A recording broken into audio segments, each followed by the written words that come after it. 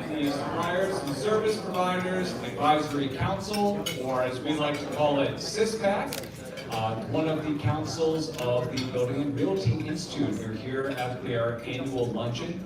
Suppliers, service providers, subcontractors, but as we always say at the BRI, a member of one is a member of all. So we also have people spread from throughout various other councils here as well. To all, you are welcome, and we are also welcome those of you who are tuning in right now through YouTube Live or who will be watching the broadcast. Important for those folks in the room, if you feel like you missed something, go to our YouTube page. You'll see a recording of today's broadcast. You can fill yourself back in on the details that you may have neglected or that you may have missed. For those of you who don't know me, I'm Tim Foley. I'm the CEO of Building and Realty Institute. We have a couple of quick announcements, and then we'll get right to our all-star panelists to deliver today's program. First and foremost, we began an ambassador program this year. For those of you who may be new members of the BRI or prospective members of the BRI who are looking to get some more information, get the real skinny on how you can use your benefits, how you can use the opportunities for our programming, how you can get involved in our advocacy efforts, the best people to talk to are our ambassadors. If you are an ambassador, will you please stand up? So look for one of these guys at the end of the lunch. Connect yourself. They have been trained to be extremely friendly, and they have been very well trained not to bite. Secondly, normally we do a pitch for our Stars and Stripes PAC, which is our political advisory campaign. We're doing it a little bit differently today. Hidden somewhere within this room, much like a Where's Waldo puzzle, is the QR code that will take you to the donation page for the Stars and Stripes PAC. By the time we get to Q&A at the end, I am expecting someone to have found that QR code. And now you're all going to be thinking where it might be. We're doing this, number one, to make it a little bit fun. Number two, we're doing it as a metaphor. Because oftentimes people have called the BRI, have come up to us, have come up to me at various programs, very concerned about what's going on with regards to representation and how it's going to affect our industry. Specifically, they're concerned about Albany, the Assembly, the State Senate. They're concerned about how the primary elections in New York City turned out. They're worried about what they're calling the Mamdani effect, or some of the more policies that perhaps we would not support in the real estate industry going to migrate up to Westchester. And they're wondering what we can do about it. Well, wonder no more, search no more. The best thing you can do is help us with our Stars and Stripes PAC. We use that money specifically to support members of the State Assembly, members of the State Senate, folks who are running for governor, folks who are running at the county level, folks who are running at the municipal level, to support those who are willing to take our interests into account, or at least willing to engage in an open and transparent dialogue, beyond the stereotypes, beyond the name calling, behind the cheap names for political points. These are the folks who are actually good partners, and we've gotten a lot done, particularly this legislative session. So the best way that you can help find folks who are going to support you is to support our Stars and Stripes PAC. It's here somewhere. See if you can find it. Secondly, we want to talk about our other big summer program coming up. 4 leading professional organizations serving the architecture, engineering, construction, development, healthcare, and real estate industries are joining forces to host a first-of-its-kind networking event designed to strengthen relationships across these different industries and organizations. It is at your tables. It's called the Building Connections Across Westchester's AEC community. Again, that's Architecture, Engineering, and Construction. It will take place on Wednesday, July 29th from 4 to 7 p.m. at the Sale House in Tarrytown, New York, welcoming both members and non-members for any of those organizations for an evening dedicated to building meaningful connections, expanding professional networks, and fostering collaboration across disciplines. Hosted through a collaboration between the SMPS New York Westchester Hudson Valley affiliate, the BRI, Urban Land Institute, Westchester Fairfield District Council, and the Association of Medical Facility Professionals Greater New York, Westchester Hudson Valley chapter. The event was created to encourage professionals from every corner of the built environment to connect, learn from one another, and discover new opportunities for collaboration. You never know what will come up in those networking events. It's highly recommended. The details for that are on the buildersinstitute.org website, as well as in the flyer in front of you. And then, of course, save the date. Our full suite of programming comes roaring back in September. Save the date for our BRI General Membership Meeting, which will be right here in Harrison Meadows Country Club on Thursday, September 17th at 5 o'clock. And of course, shortly after that is our annual golf outing. People love Metropolis Country Club so much that we are going back-to-back years in Metropolis Country Club. That's taking place on Wednesday, October 7th. These events and others are available on buildersinstitute.org. We'd love to see you. Come on by. Without further ado, I would like to invite the panelists to come up to the presentation table. And I would like to turn over the microphone to our host for this afternoon's program, our Associate Executive Director, our host of the BRI podcast series available on Apple and Spotify, and as I like to call him, the voice of the BRI, Jeff Hanley.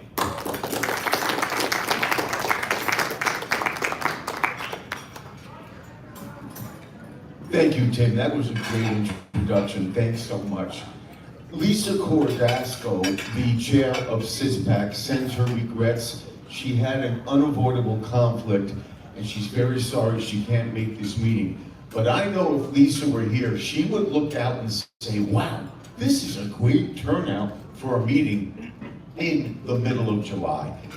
So you all make Lisa very, very happy.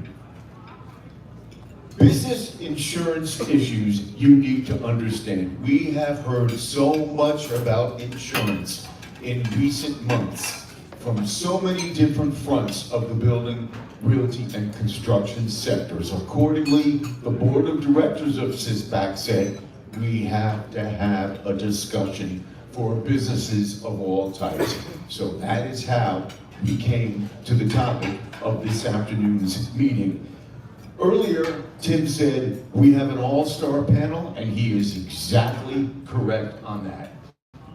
Joining us for the panel discussion are Jessica Mora of Gallagher. Jessica is a sales executive for commercial lines involving the the construction and real estate sectors. Jason Schisciano, co-president of Levitt First Insurance and Bonding, and Gabriel Sanchez, the Vice President of Operations for Calare. Our panel members are seated, so we're going to get right into this very, very important panel discussion. Jessica Mora will speak first. She will address risk mitigation and safety training. So we will turn over the mic to Jessica Mora. Hi there, good afternoon everyone. Thank you so much. Perfect, if you could just guide me on what we need to do here. Fantastic, so the topic that I will be discussing today is reducing claims, adding safety, and reviewing claims data and how that affects your insurance spend. I want to just thank you all for taking the time to come today in the middle of the day, like you said, in July, to learn about insurance and what you can do to reduce either claims and or premiums in your business. So let's start with the very obvious and the hardest, I think, for everyone to deal with if your business is experiencing claims. The biggest misconception that I get from clients when they're talking about claims is that claims are random, and they're not. In reality, most claims are predictable, and they leave clues. Whether it's a workers' compensation injury, a property damage suit, an automobile claim, or a general liability claim, the event is the final step in a chain of warning signs. Ultimately, it is the responsibility of the business owner to have processes in place for their employees to follow. And what we find when we're reviewing these losses is that there is an inconsistency in training. There's poor housekeeping in your facilities. There's also going to be a lack of supervision, so there's no real leadership in charge of safety and training. And there's plenty of times where we see a lot of misuse of equipment. And ultimately what happens is that you have a claim, and that is the symptom of poor oversight. And if you look at OSHA and or even the carrier portals, they offer insight into what the most prevalent claims are for your industry. If we're gonna talk about construction, we'll mention that fall from heights is a big one. The other one is struck by an object, vehicle accidents, and of course, material handling. If you're on the property side, you're gonna see slip and falls, you're gonna see water claims, and the biggest one is subcontractor agreements and or vetting. If you recognize the clues before they arise, you can take action.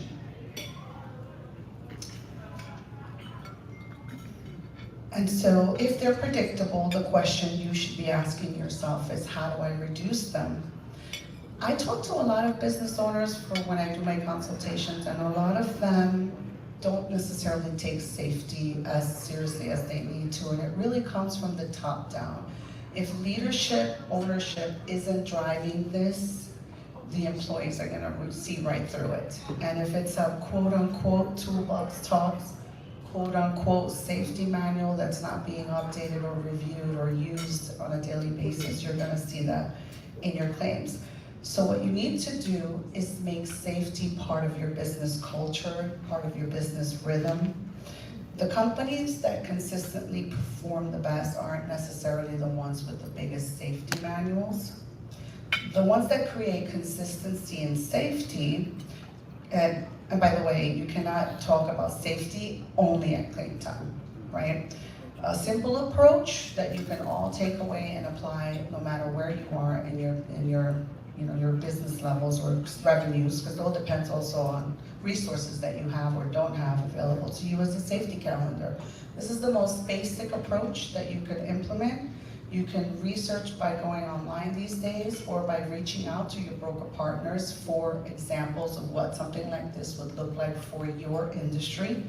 In construction, for example, you might have 1 month that would be ladder safety, the next month would be fleet safety, the next month could be heat prevention, fall protection. So every month you'll be focusing on a subject around a safety matter that's specific to your industry, and you need to drive that. Someone in your office needs to be responsible for this, and if you're wearing many hats, that can be a bit challenging at times.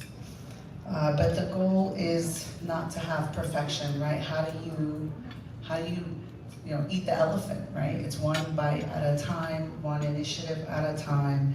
Your goal should be to create regular conversations around safety. And what does success look like for a business that's implementing this initiative? Well, in the long run, you're gonna have consistent toolbox talks. You're gonna have a superintendent or an individual that is engaged with your employees. You're gonna have processes in place to identify near misses, because that's another one that goes unnoticed and undocumented. You're gonna have regular safety meetings. You're gonna reinforce those expectations, because ultimately, this will drive the cost of your premiums. So there's multiple variables that drive costs. Claims and losses is certainly one of the bigger ones. Most businesses overlook claims. I mean, by a show of hands, how many of you have actually looked at your losses more than once at your renewal, right? More than once? Thank you. Nice job. You should be looking at claims in consistent intervals because they tell you a lot. So loss runs or the claims reports tell a story, and the most valuable conversation I can have with my clients is reviewing the data that these reports are giving us. Reviewing them at renewal is not an option and should not be for you. You need to be looking at these reports because they tell you things such as perhaps you're having claim frequency at a specific time of day, could be noon, could be 4 o'clock. What about a specific day of the week? You could have employees coming in hungover from the weekend, and on Mondays, you tend to have claims. You could have a specific body part that is continuously showing up in your history that might be addressed by wearing specific PPE and or by specific training around that equipment. You could also have issues with claims by location, right? So you could have a portfolio of real estate where one location is underperforming and you want to identify the claims are coming from this location and why. So the other thing to keep in mind that these reports provide that you need to be aware of is the dollar value assigned to the claim. So you're gonna have reserves, which is the amount that the carrier puts to hold to pay the claim. And in this amount is gonna be the fees that are associated with your legal fees, defense, in addition to what they may pay the employee or the person that's claiming. If it's a major lawsuit, they're gonna put reserves at 500,000, 800,000, maybe even $1 million if it is a catastrophic event. These numbers ultimately affect the desirability of your business to an underwriter. And if you have multiple open claims in these reports with high reserves, or you've had claims that have been on these reports for a number of years, your premium is gonna be absolutely impacted by that. Your choices are going to be, it means the insurance company's not gonna want you. The company that has the best price for your business is gonna decline your account based on that. And if you're not looking at how that develops throughout the year, you're gonna be blindsided. And lastly, what is really the true cost of a claim? Where does, when claims show up, where does it affect your business? Is it hitting you in operations? Is it hitting you with employee morale, right? If you have a catastrophic claim, somebody gets hurt, how does that affect your team, your labor? If an employee gets hurt, now you're down a man, that's gonna cause project delays. There's gonna be premiums that are tied to that in addition to that. And what about those deductibles and those retentions? I mean, I just talked to a gentleman that was unaware that he had a $100,000 retention that was for all claims. Then, if he did not have the right subcontractor controls in place that include proper insurance, risk transfer, contracts, COIs, the whole thing, was another $100,000. So if he had a claim and he was unaware and he didn't do everything with that sub, now he has to pay $200,000 first before the insurance company will pay anything. You don't want to be blindsided by that. Cash flow is king in any business, and you want to make sure that you're protecting that. And the loss runs also tell us trends. So trends, identifying issues that you could now put as initiatives, right? So you want to say, okay, we have a problem at this location this day. You can then put your eyes, your team, your resources around that and focus on reducing those claims. And that will help you, again, reduce claims, reduce trends, reduce loss reserves, and improve your risk profile to the insurance company. And if there's one thing that you walk away with today, insurance is certainly important, but preventing those losses is far more impactful than financing them. A company that's reviewing claims and making safety part of their culture and is learning from their experience tends to have fewer accidents, stronger operations, and a lot more desirable to an insurance company. You have leverage, and that's what you want going into the table when you're renewing your insurance. Thank you.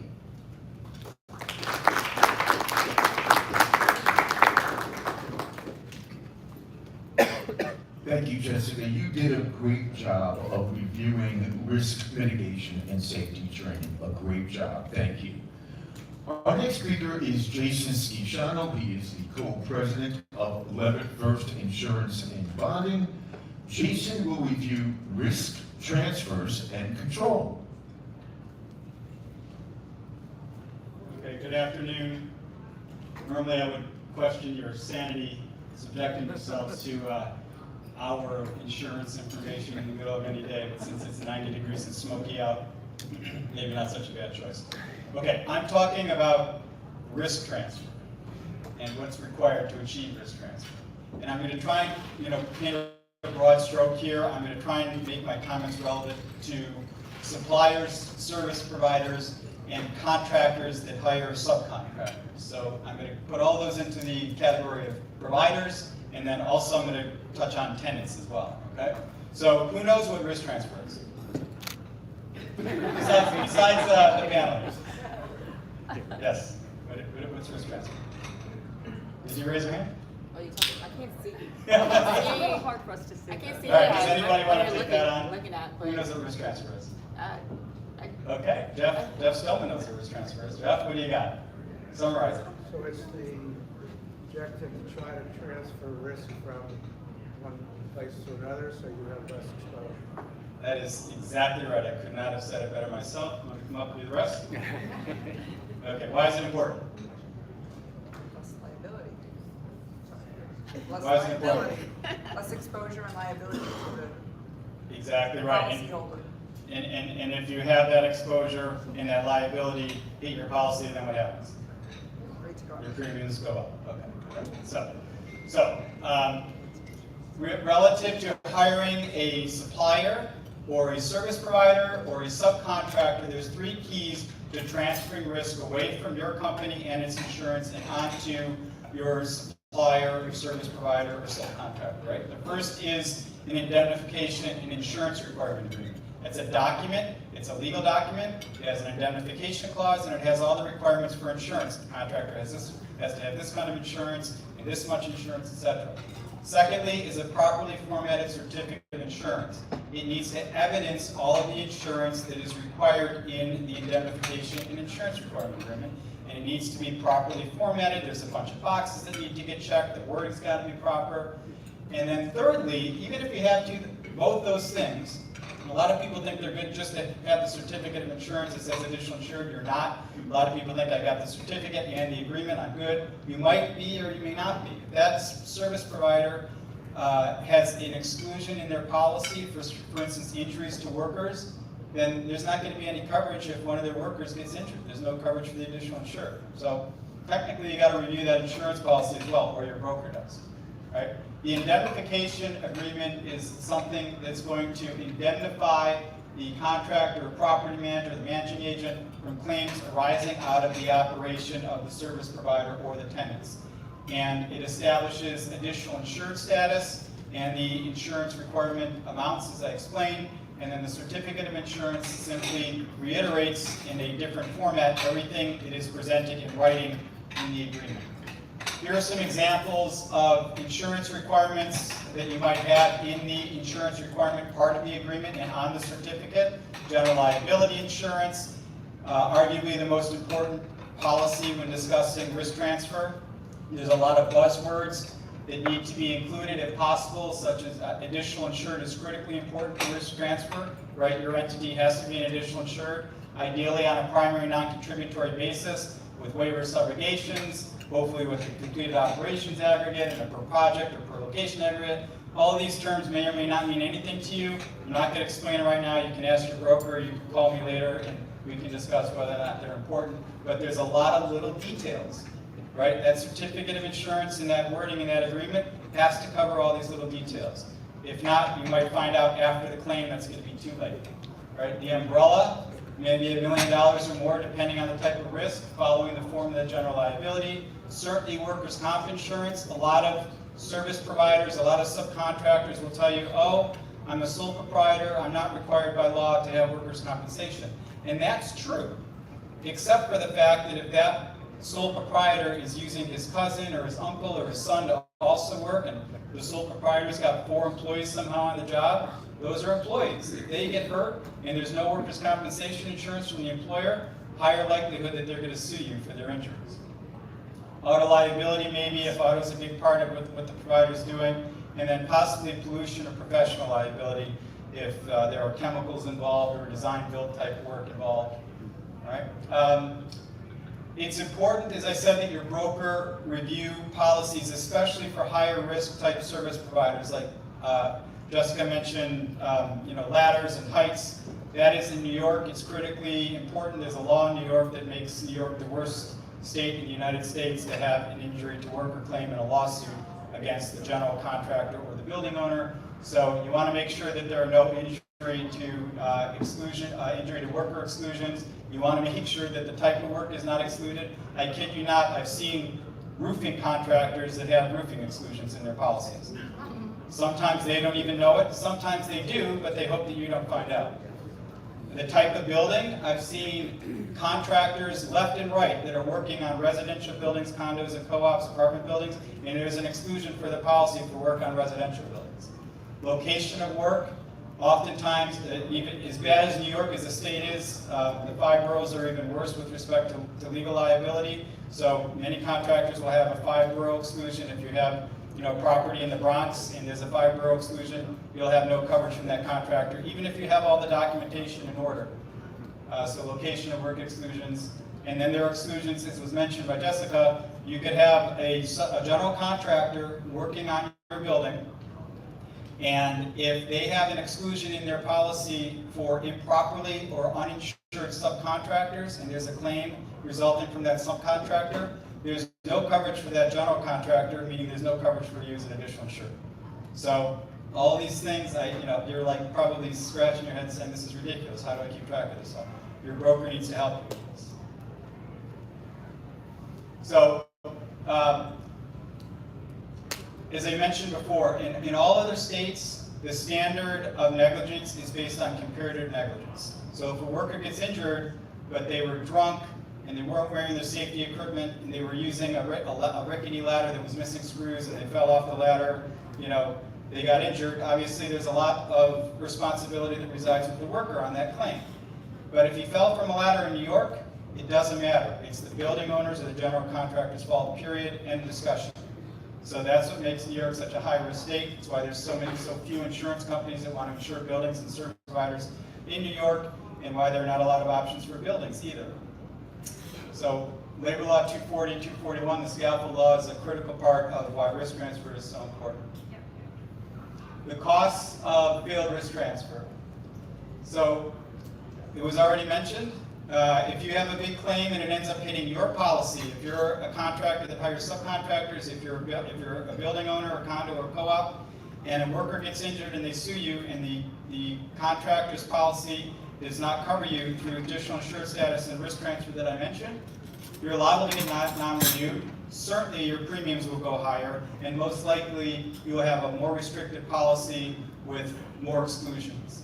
So this process of risk transfer, it takes time, it takes energy. Indirectly, it costs money to do. Somebody's got to do it. But the cost of failed risk transfer far more costly. I assume we'll do questions at the end, so thanks for listening.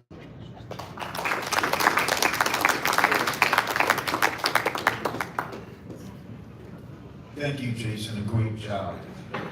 Our next panel presenter will be Gabriel Sanchez, who is Vice President of Operations at Calare. Gabriel will provide an overview on the general state of the general liability and umbrella market. Please welcome Gabriel Sanchez.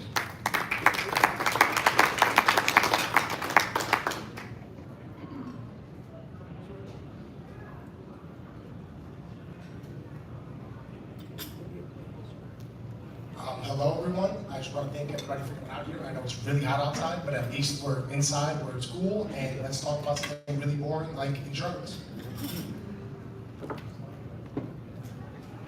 So the deck's going to cover a lot, but it's really about the traps in insurance, labor law, following what both my colleagues said. There's a lot of traps we need to be careful for when reviewing your policies and making sure you have adequate cover to make sure your business can operate smoothly. Of course, we're all aware with what general liability is. It is probably the most important policy you have for your insurance, but it doesn't cover enough. What you really want to make sure is that you're not having your core operations excluded, right? So general liability will typically cover bodily injury, property damage, personal and advertising injury. Think slip and fall, any third-party damages that you may be held liable for. What it doesn't usually cover is or what it doesn't ever cover is your employees' injuries, damage to your own work product, and errors and omissions. And we always need to make sure that the exclusions are not going to bite you in the leg later. Now, of course, sorry.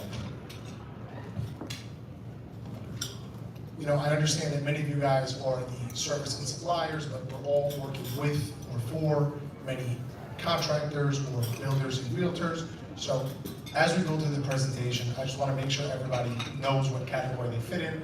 So if this doesn't apply to you, it will apply to people you work with. Why claims usually get denied? Ambiguous exclusions, this is the biggest one, right?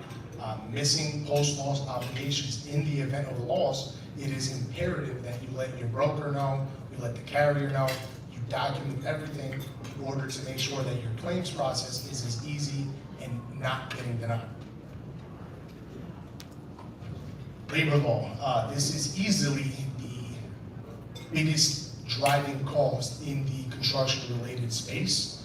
Like Jason said, ultimately, the owner or the general contractor is responsible for any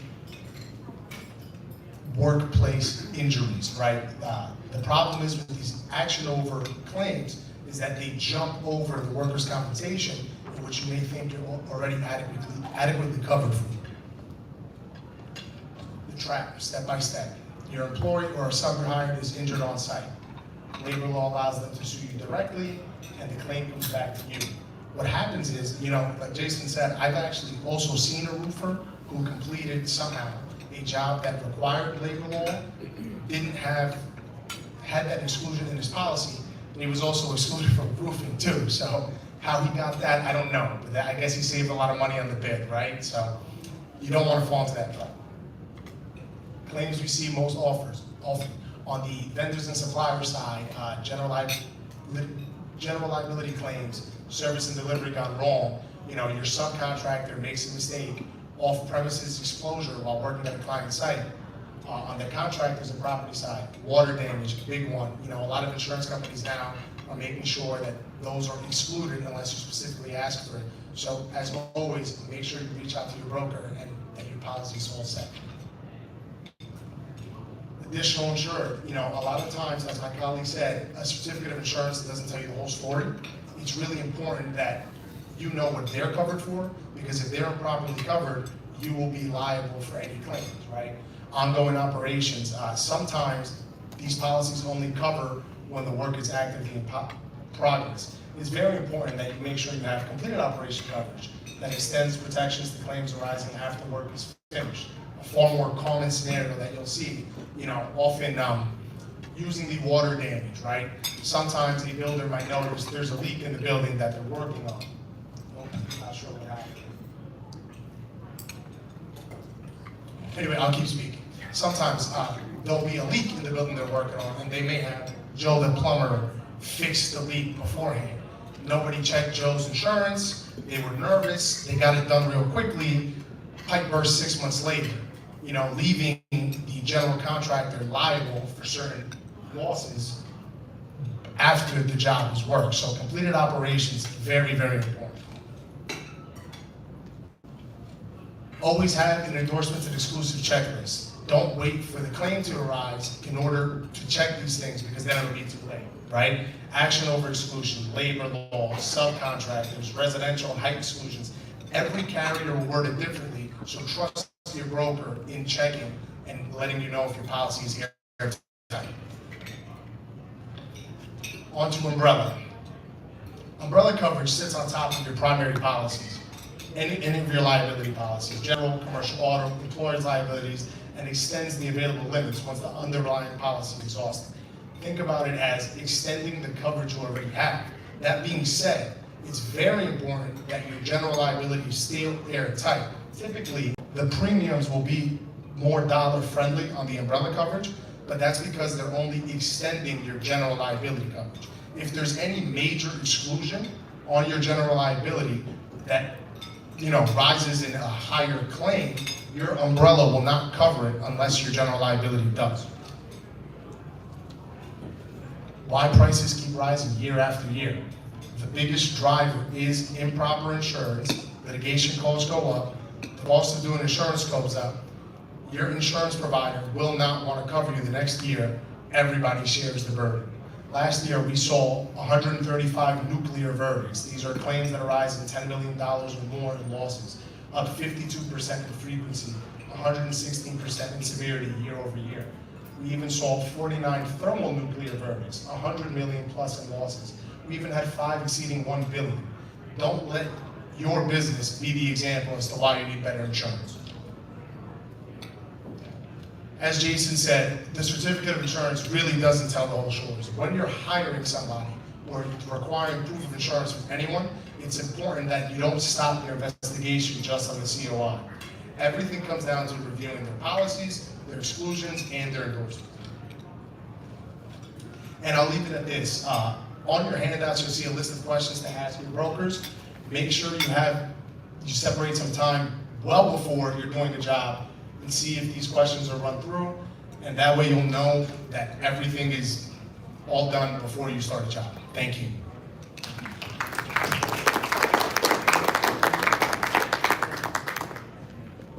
Gabriel, thank you very much. That was outstanding. Okay, we have a question and answer session. Audience members with questions, please raise your hand and I'll come by with the mic and we will ask the question of our panel members. I don't have to move. Tim's got a mic. That's great. Patrick Arnett. So if you had a room like this and you grabbed, say, 10 contractors, they gave you a general idea of what they do, and they gave you all their paperwork, their COIs, policy, all that stuff, out of those 10, how many would have the proper coverage in your opinion? 2.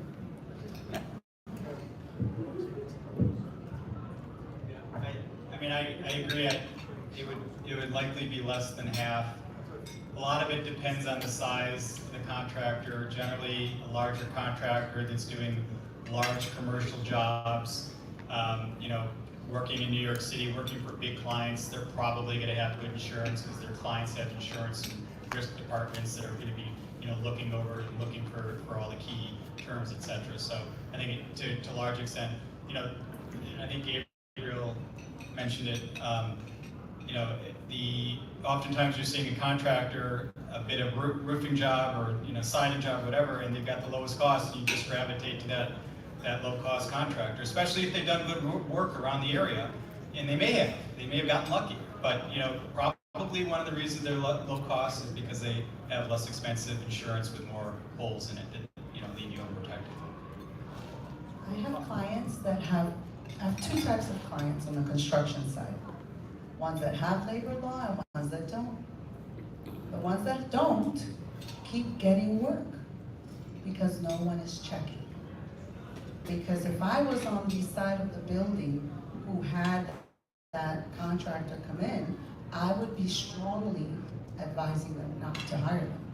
But when you're looking at operational expenses on the real estate side going through the roof, it's hard to make that decision, right? How much more do I have to pay to make sure that I'm covered correctly? And it's gonna flow down to the operations side on the real estate side too.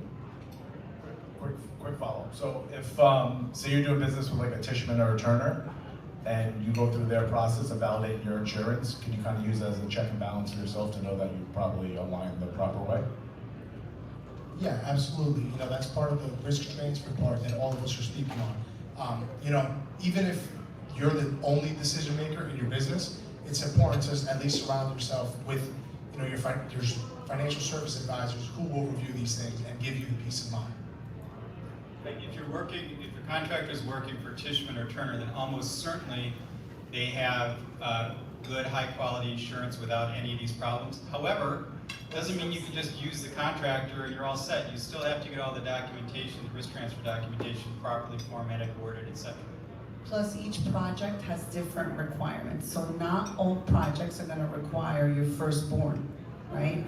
Each project is unique, and the contractual requirements for insurance are gonna vary based on the sophistication of whoever drafted that contract. Other questions? All right. You still honest.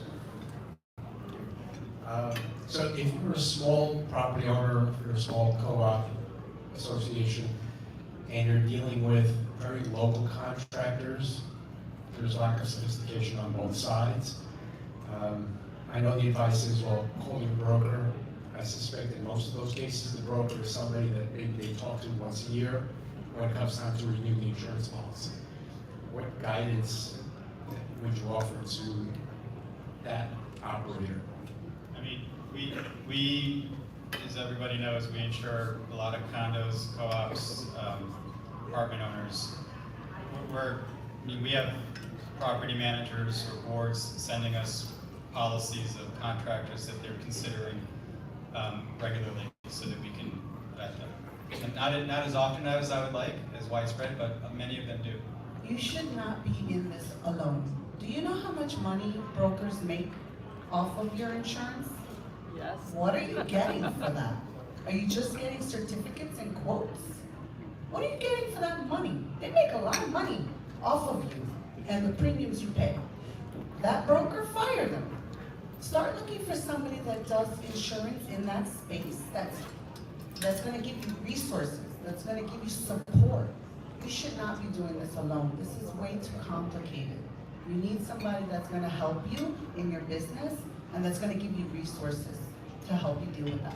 And one thing I would say, if you're in a small business, small property, start with one small thing at a time. I have clients who come on board who don't have the subcontractor pool with the required insurance. You have to start looking for talent, right? So you're in this room with many people here that could service your building. You can start having conversations, and the first thing is, if Action Over is a part of what you need, do you have that under your policy? Then you and I can talk about doing business. And you need to start creating a vendor pool of qualified subcontractors. Insurance is just one piece of the things that you need to be looking for. There's a whole list of things that you should be looking for, but this is one of the things that we tell our clients to do. Just really quick on this, is a reality check, you know, for a contractor or subcontractor, it doesn't have this action over exclusion that we've all been talking about, labor law exclusion. The premium, depending on the type of contractor, where they do work, the type of work they're doing, the premium could be double or quadruple what they're currently paying, or even 10 times more. So, you know, it's just not an option for some contractors. And just to piggyback on that, any good broker, I think I speak for all of us when I say this, will at the very least be reaching out to their clients quarterly, you know, at the very least. That being said, it goes both ways, right? I've never called a client that's happy for me to check in on them, you know? We're all busy, but maybe don't throw that email into your spam folder, right? Maybe save the contact information. Just answer the call. That way, you know, maybe there's something we weren't aware of upon inception of the relationship, right? Let us know anything and everything you're doing. That way we can be best equipped to advise you and help you before the big accident comes in. Other questions? Yeah, Jason, as you said, when you're dealing with some of these larger contractors, you should not worry, but that's not always the case. If you remember during Hurricane Sandy, there was a crane that was dangling from a building on 57th Street. And that building was owned by Excel. Lend-Lease was the general contractor. There was a CSIP policy, which did not cover the cost of stepping down and removing that crane. In future jobs, they changed that. I think OSIP and CSIP wrap policies are a whole different animal altogether, but I agree. And a lot of companies think they're safe doing work for these project types, right? Those OSIPs, they're like, I don't need insurance, everything. There is 100-page contract that says exactly what you're responsible for. And it does include some liability off the project. That's why they check your insurance. Any other questions? Okay. Tim is on his way. Hi. I actually found the whole presentation very, very informative. As a lender, we deal with insurance all the time. So I'd like to ask you from my perspective, from a lender's perspective, when we're requiring, builder's risk and liability insurance, if there is a per occurrence and aggregate, would it be safe for us to accept, for example, $1 million liability and then additional umbrella, or should we say no to that and they need to get a new policy with the correct coverage on that? Well, those limits are pretty standard, right? Yeah. But again, it's not so much what the limits are, more so what endorsements and exclusions are on the policy, right? So if there's a claim you're seeing repeatedly happen with your customer base, maybe call your broker and see, hey, why is this being denied, or why is this happening so much? Are they properly covered? And then you can build a relationship and see what coverage you should be looking for. But as far as having liability Part of what as an you're- umbrella, is that, Part of what you're speaking about is, should the contractor have a per project aggregate? And yes, when you've got a contractor, they're working on one job that you're lending on, but they're working on 6 other jobs. If they have a claim on another job and they exhaust their limit and they don't have a per project aggregate, then you're in trouble. You have no coverage from that contractor. So it's the same piece of advice. You should be working with a broker. I mean, we've worked with lenders and review the insurance requirements that are in their loan documents relative to the contractors that will be doing development work. So you should work with a broker to help fine tune that. From a lender's perspective, your exposure is in the property. So the builder's risk is really important, right? Because the asset is what you're lending on, right? The value of the building. So it's a combination of two policies that you really need to have. You set the builder's risk and then the casualty piece, which is the general liability and umbrella. But the property piece is equally important, and whoever is doing compliance in your office needs to understand exactly what you're asking, which is usually in partnership with legal. So your legal counsel is the one that's gonna or should be working with the broker who's representing the bank, right, to make sure that you have the right requirements in your contract or loan documents, and that those documents are being shared with the buyer's insurance broker. most of the time, the certificates are being reviewed for checking the boxes and the dollar amounts, but the actual policies, Yes. what I'm hearing, really You is. know, if we'd have it our way, we would just demand a copy of the policy too, right? Like, that's just not industry standard. But if you're worried about the job, make it a requirement. Thank you. All right, we have time for one more. I think these gentlemen, yeah, there he is. This is a co-op and condominium question. Is there a rule of thumb you advise your clients in terms of what to carry in terms of excess liability insurance? So Gallagher is a very large brokerage. We have technology that we use to help clients make those decisions. So we can do benchmarking for a building, for example, to help you see what limits other of your peer group is buying. And that's how we advise our clients on limits, for example, because you might, what one building will carry in New York City, 57 Billionaires Row in terms of limits will be very different from a building here in Westchester. So that is how we go around that question with our clients in terms of what limits you should buy. The other thing too is that your carrier will also have specific language with regards to limits for, not that you should be carrying, but that you have for anyone coming in to do work. So that's how we. You were asking relative to the association, not to contractors working. Correct. Yeah, so I mean, it's an interesting question, and the benchmarking is helpful. The problem is, as you've seen, because you're a board member, I mean, you can get a $10 million umbrella policy now for what you were paying possibly for $100 million 8 years ago. So there is some just, how much can I actually afford? How much can I push common charges up? What I do that's helpful, last night I was at a board meeting in Rockland County at a master association, an HOA that serviced 5 different condos. And they had one umbrella liability limit, but it was so much, it basically doubled in price, and they were considering going down to the next lowest level. And it was a big savings to go down.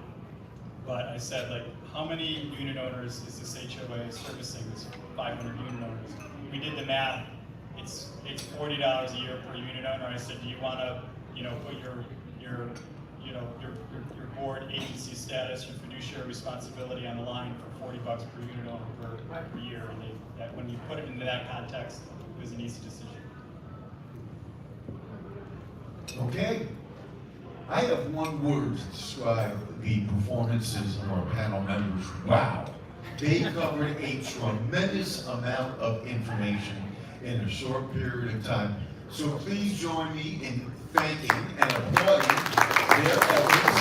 Just more of Business Channel of Weatherford Insurance and Bonding, and Gabriel Sanchez of Calare.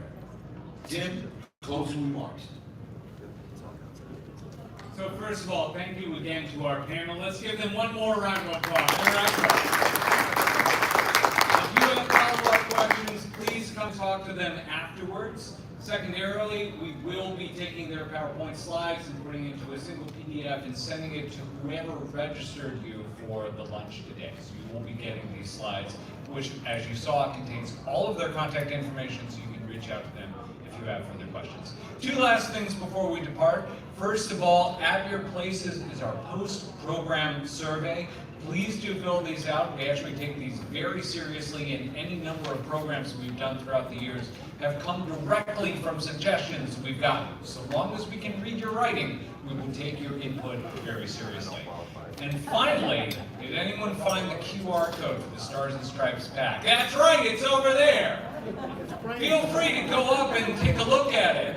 Maybe hold your camera in front of it and add your link to the donations page. Seriously, it is very important. Anything that you can use, particularly in this year with the governor, the assembly, the senate, so many municipalities, and every single county legislator is very important. So thank you very much.